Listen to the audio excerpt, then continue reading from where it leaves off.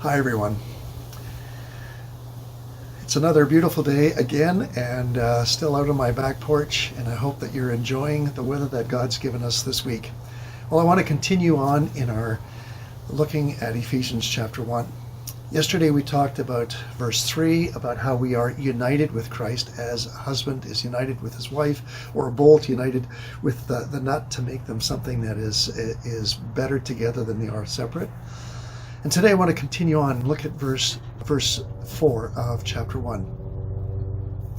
Even before he made the world, God loved us and chose us in Christ to be holy and without fault in his eyes. There's all sorts of aspects that we could focus on in this verse about the fact that we are chosen.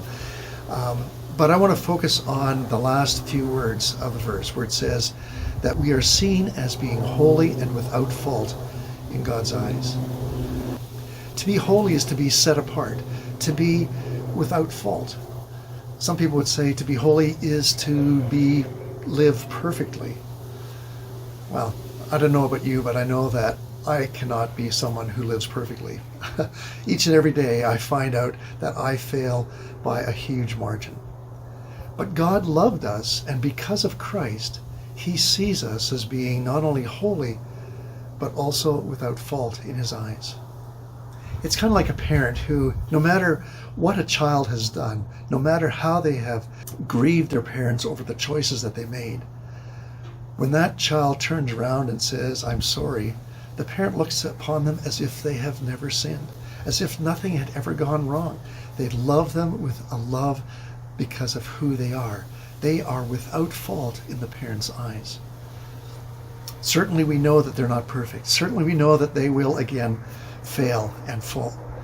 But in that moment where the child turns around and says, "I'm sorry," everything in the heart of a mother or a father goes and turns towards the child and wraps them in their arms and says, "You're forgiven.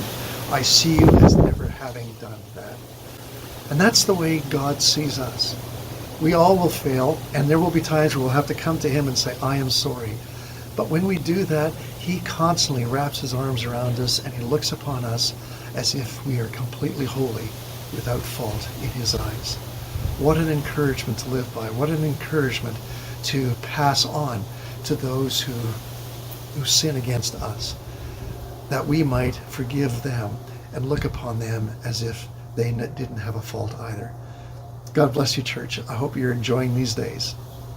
Bye-bye.